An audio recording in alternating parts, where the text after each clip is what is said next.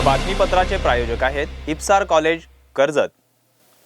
नमस्कार, top news मध्ये आपलं स्वागत। पाहणार आहोत दिवसभरातील महत्त्वाच्या घडामोडींचा वेगवान आढावा।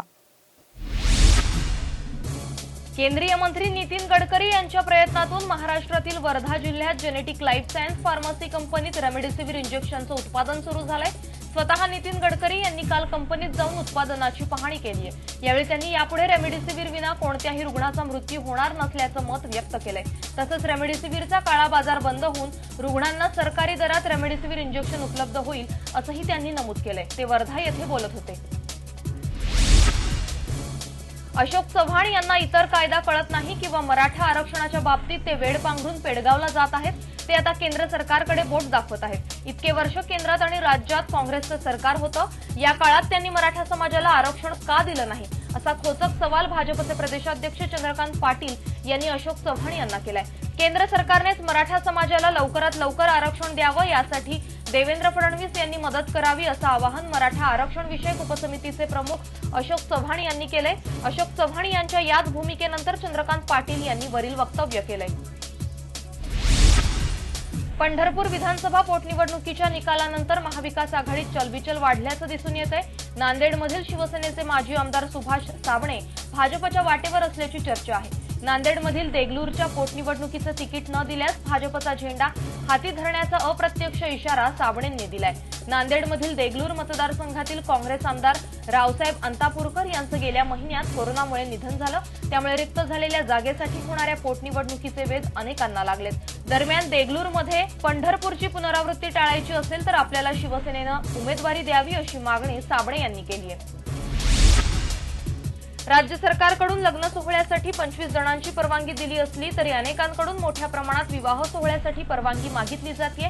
मात्र कर्जत येथील डॉक्टर ऋतुजा अटकोरे आणि पायलट आकाश साळवे यांचा विवाह सोहळा 11 लोकांमध्ये करून नवीन आदर्श घालण्यात आलाय। नवरीकडून 6 आणि नवऱ्याकडून 5 मंडळी उपस्थित होते। मात्र कोरोनाचे भान आपण सर्वांनी ठेवलं पाहिजे, त्यामुळे आम्ही फक्त आमचे आई वडील, बहीण भाऊ यांना लग्न सोहळ्याला बोलावलं होतं। तसंच विनाकारण गर्दी करू नये आणि सरकारने घातलेल्या नियमांचं पालन करावं असं वधूवरांनी सांगितलं आहे। देशभरात कोरोनाची दुसरी लाट आली आहे। या संकट काळात केंद्र सरकार आणि राज्य सरकारमधील वादही समोर आलेत। कोरोनाच्या दुसऱ्या लाटेच्या पार्श्वभूमीवर पंतप्रधान नरेंद्र मोदी यांनी सर्व राज्यांच्या मुख्यमंत्र्यांशी फोनवरून चर्चा केली। झारखंडचे मुख्यमंत्री हेमंत सोरेन यांच्याशीही चर्चा केली। या चर्चेवेळी मोदींनी स्वतःचीच मन की बातची टेप लावल्याची टीका सोरेन यांनी केली आहे। त्याबाबतचं ट्विट हेमंत सोरेन यांनी केलं असून आता हे ट्विट चर्चेचा विषय बनलंय। आज आदरणीय पंतप्रधानांनी फोन केला, यावेळी त्यांनी फक्त त्यांची मन की बात केली। त्यापेक्षा त्यांनी कामाची गोष्ट केली असती आणि कामाचं ऐकलं असतं तर फार बरं झालं असतं असा टोला हेमंत सोरेन यांनी ट्विटमधून लगावलाय। महाविकास आघाडीतील नेत्यांची सोशल मीडियावर बदनामी करणाऱ्या 13 जणांवर पुण्यात गुन्हा दाखल करण्यात आलाय। शरद पवार, अजित पवार आणि उद्धव ठाकरे यांचे फोटो मॉर्फ करणं 13 जणांना भारी पडलंय। याबद्दल पुणे पोलिसात तक्रार दाखल करण्यात आली होती। यावर आता भाजप आमदार अतुल भातखळकर यांनी टीका केली आहे। राज्यात फक्त ठाकरे सरकारशी संबंधित नेत्यांच्या विरोधात आक्षेपार्ह भाषेचा वापर करणं गुन्हा आहे का असा सवाल भाजप आमदार अतुल भातखळकर यांनी केलाय। भाजप नेत्यांविरुद्ध बेशरम वक्तव्य करायला बाकी 40 पैसेवाल्यांना खुली सूट दिली आहे। ती मोकाट गुरं सरकारची जावई आहेत का अशी खोचक टीका अतुल भातखळकर यांनी केली आहे। पश्चिम बंगालमध्ये नुकतेच विधानसभेच्या निवडणुकांचे निकाल जाहीर झाल्यानंतर तिथे भाजप आणि तृणमूल काँग्रेसच्या कार्यकर्त्यांमध्ये भांडणं लागली आणि त्यानंतर पश्चिम बंगालमध्ये दंगे उसळले होते। यावरून देशभरात सर्वत्र टीका होत होती। यावर आता शिवसेनेनं देखील आपलं मुखपत्र असलेल्या सामनाच्या माध्यमातून टीका केली आहे। दिल्ली विधानसभा निवडणुका भाजप हारल्यावर तिथे दंगे उसळले होते आणि आता पश्चिम बंगालातही तेच घडलंय। देशात कोरोनामुळे आधीच मुडद्यांच्या राशी पडतायत। दंग्यांचे राजकारण करून देश बदनाम का करता? पश्चिम बंगालमध्ये शांतता, कायदा सुव्यवस्था राखणं हे ममता बॅनर्जींइतकंच केंद्रातील सत्ताधाऱ्यांचं कर्तव्य आहे। याचा विसर कोणाला पडला आहे का याचा सवाल शिवसेनेनं सामनाच्या अग्रलेखातून उपस्थित केलाय।